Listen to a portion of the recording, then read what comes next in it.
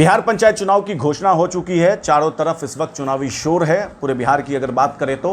और इस बार का जो पंचायत चुनाव है वो बेहद रोचक होने वाला है, ईवीएम से होने वाला है और तमाम जो प्रत्याशी हैं वो अपने अपने तरीके से ताल ठोक रहे हैं। अपनी चुनावी यात्रा के दौरान मैं पहुंचा हूं इस वक्त फूलपरास प्रखंड मधुबनी जिला के अंतर्गत आता है और जिस पंचायत में बैठा हूं उस पंचायत का नाम है धर्मडीहा पंचायत। हमारे साथ यहाँ के प्रत्याशी हैं कमल कुमार सिंह जी, युवा हैं, डायनामिक हैं और ताल ठोक रहे हैं। इससे पहले कि जो मुखिया हैं और उनकी जो पत्नी है, लगभग 15 साल का उनका कार्यकाल रहा है, उनके खिलाफ मैदान में हैं। किन मुद्दों को लेकर के जा रहे हैं, तमाम बातों पे हम उनसे बातचीत करेंगे और जानेंगे कि जनता इनको क्यों वोट देगी, क्या इनके पास विकास का एजेंडा है और क्या पिछले जो मुखिया है, जो पति पत्नी रही हैं, 5 साल पति और 10 साल पत्नी, उन्होंने क्या कामकाज नहीं किया है जिनकी वजह से जनता इन्हें चुने। स्वागत है आपका हिंदी माइक में। जी नमस्कार। 15 साल का कार्यकाल रहा है अभी जो वर्तमान में मुखिया है, 5 साल उनका और 10 साल उनकी पत्नी का। आप चुनावी मैदान में जा रहे हैं तो पहले आप ये बताइए कि जो वर्तमान मुखिया है उनके कामकाज में क्या खामियां रह गई जो बदलाव की ज़रूरत है आपके पंचायत में? खामियां तो पब्लिक बताएगा आपको। धर्मडीहा पंचायत में जब आप घूमेंगे तो नहीं, मैं बिल्कुल जाऊंगा, पब्लिक से भी बात करूंगा, लेकिन आपका जो एजेंडा है, आपने देखा होगा ना कि ये विकास कार्य नहीं हुआ है जो आप करना चाहते हैं, जिसकी वजह से आप मैदान में हैं। सबसे पहले जो 50% जनता हमारे हैं उन तक कुछ नहीं पहुंचा है अभी तक। जो गरीबी रेखा से नीचे आते हैं, आज तक उनको कोई भी योजना की लाभ नहीं मिला है और त्रस्त हैं। और यहाँ बहुत करप्शन चल रहा है, मनमौजी चल रहा है। जैसे हम आए हैं, चुनाव लड़ना है तो इसमें भी अवरुद्ध किया जा रहा है, पब्लिक को हमारे खिलाफ भड़काया जा रहा है। अब पब्लिक तो सब कुछ जान रही है, तो इस बार परिवर्तन होगा। क्या अवरुद्ध आ रहा है आपके मार्ग में? क्या रोक रहे हैं आपको चुनाव लड़ने के लिए, क्या कर रहे हैं? अब जनता है, जनता को रोका जा रहा है। बहुत समाज है, अब समाज को तो सभी जगह जाने का अधिकार है। तो उसमें जो हमारे पास आते हैं, लक्सेना से हो गया या खरगमा से हो गया या हमारे समाज जगतपुर गांव का हो गया, उनको रोका जाता है और बाय प्रेस उनको दबाव डाला जाता है जो कमल सिंह के पास मत जाओ।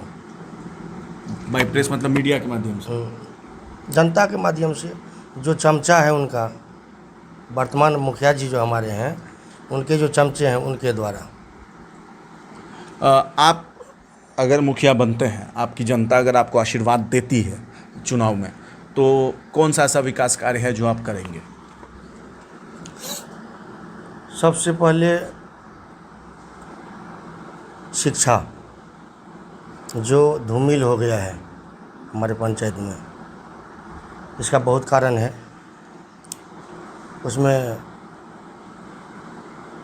और सेकंड में मैं जो घूम रहा हूँ समाज के बीच, जनता के बीच, तो बहुत जनता में ऐसे परिवार सब हैं जो देख के रोने लगते हैं। क्यों रोते हैं? जो उनका अधिकार है, उनके पास घूस देने के लिए पैसा नहीं है तो उनको कोई योजना का लाभ नहीं मिल रहा है, इसके लिए रोने लगते हैं। ऐसी बात है। जैसे कि शौचालय योजना हुआ, प्रधानमंत्री आवास हुआ जिसको इंदिरा आवास भी कहते हैं, सड़कों का निर्माण हुआ, नल जल योजना हुआ, क्या लगता है कि इन तमाम योजनाओं में आपके पंचायत में काम ठीक से हुआ है, नहीं हुआ है तो कहाँ गड़बड़ी है? नल जल का तो सभी फंड पैसा उठ गया है, हमारे वार्ड सदस्य द्वारा उठा लिया गया है, जिसमें मुखिया जी मुख हैं। और हमारे पूरे पंचायत में कहीं भी नल से, किसी भी नल से पानी नहीं आ रहा है। पूरा का पूरा काम घपला है वो। इंदिरा आवास वगैरह में कुछ ऐसा गड़बड़ी देखने को मिला है आपको? हाँ, कोठा वाला को जिनको नहीं मिलना चाहिए उनको 4-4 मिला है। वही मैं बोला ना, जिसका अधिकार है वो रोने लगते हैं। मैं जाता हूँ तो रोने, आँख से आंसू आता है उनको। जो उनके पास पैसा नहीं है घूस देने के लिए, तो आवास योजना नहीं मिलेगा। आप कितने दिन से लगभग पूरे पंचायत में घूम रहे हैं, ये बताइए। मैं पिछले 5 वर्ष से 7 साल से घूम रहा हूँ। 7 साल से घूम रहे हैं। 7 साल में किस किस क्षेत्र में क्या क्या कमी रही है? जैसे आपका कोई वार्ड होगा, वार्ड नंबर 8, 9, 10 ऐसे करके वार्ड होगा आपके पंचायत का। खरगम्मा गांव है हमारा, जी, जो हमारे पंचायत में आता है, धमरिया पंचायत कहलाता है ये। हम लोग इधर हो जाते हैं और एक नदी है बीच में एक नदी है जिसमें एक पुलिया का ज़रूरत है, जिसके लिए खरगम्मा जगतपुर का संपर्क एनी टाइम टूटा रहता है। वो पुलिया आज दूसरा पंचायती राज जब से चालू हुआ 21वां साल है, लेकिन उस पर न हमारे पास 2 हैं, एक पक्ष और विपक्ष। जो पहले से, अभी तो मैं नया आया हूँ, एक वीर राय जी हैं जो जिला परिषद हैं, वो भी सत्ता में हैं, और संतोष कुमार सिंह जी हैं जो वर्तमान मुखिया हैं। उस पर किसी का नज़र नहीं गया है। तो आप अगर जीतते हैं तो उस पुल को बनाएंगे? ये फिक्स है, जो मैं जगतपुर से खरगम्मा को जोड़ने का प्रयास करूँगा। पब्लिक हमको साथ दे और मैं विधायक जी से इसके लिए मिलूँगा, पब्लिक के साथ, अकेले नहीं, मैं पब्लिक के साथ मतलब लड़ाई लड़ूँगा और मैं वो पुल बनवाऊँगा। और 1-2 काम बताइए जो प्राथमिकता हो आपकी, कि जीतते ही आपको लगे कि ये चीज़ करना चाहिए।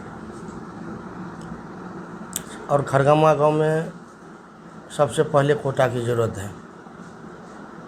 तो कोटा जब खरगम्मा गांव में था तो कोटा मतलब राशन के लिए उन लोगों को वही नदी पार करके जगतपुर आना पड़ता है, या धमरिया जाना पड़ता है, या नुनियाटोल जाना पड़ता है, वहाँ से ले जाते हैं। उन लोगों की ये सबसे बड़ी समस्या है।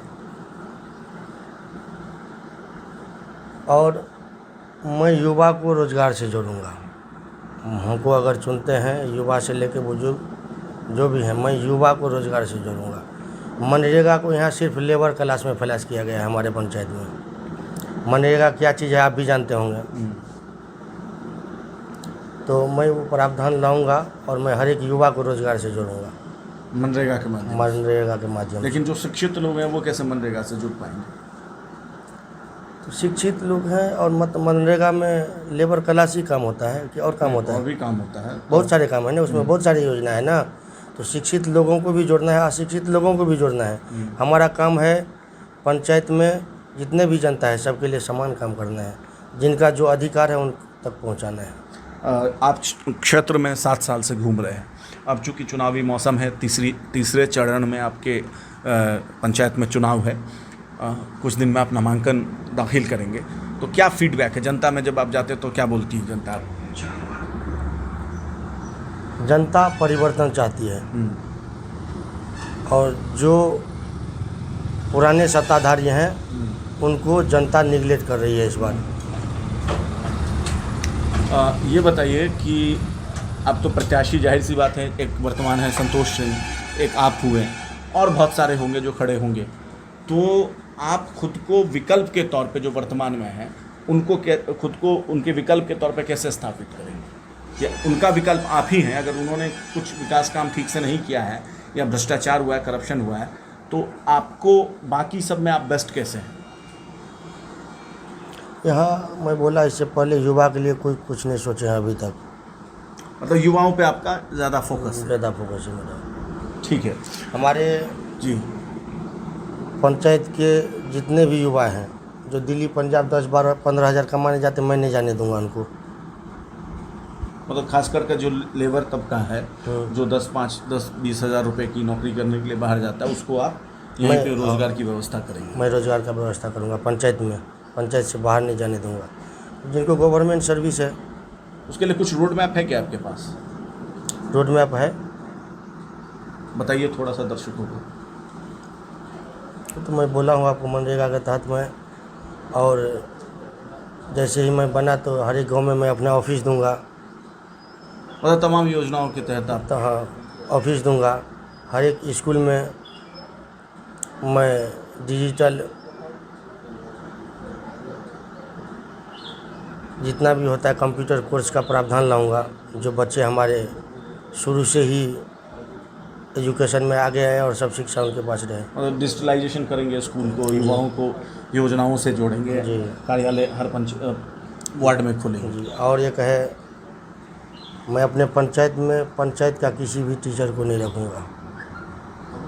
क्या इसके पीछे कारण क्या है? मर्जी चलता है यहाँ स्कूल में। हाँ, लोकल होता है स्कूल में, तो वो स्कूल गया नहीं गया, अटेंडेंस हमको 9 बजे पहुँचना है, तो 11 बजे गए।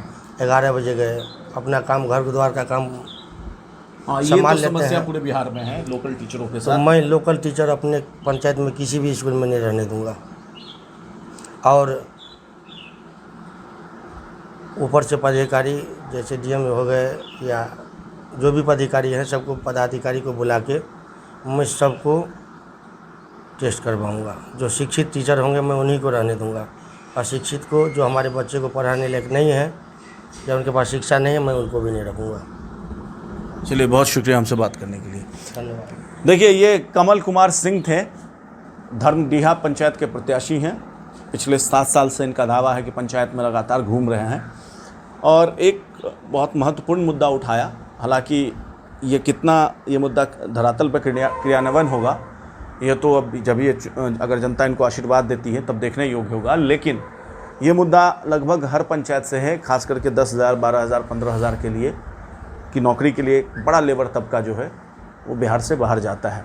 लेकिन ये बहुत ही चुनौतीपूर्ण कार्य है, ये भी कहना गलत नहीं होगा। फ़िलहाल इन्होंने युवाओं के विकास पे, युवाओं के रोज़गार पे फोकस किया है, शिक्षा पे फोकस किया है और डिजिटलाइजेशन पे फोकस किया है। तो देखते हैं जनता किसे आशीर्वाद देती है, और अगर जनता इनको आशीर्वाद देती है तो ये तमाम जो घोषणाएं इन्होंने किया है वो लागू कर पाते हैं या नहीं, ये भी आने वाला समय बताएगा। आशुतोष झा, हिंदी माइक बिहार, मधुबनी।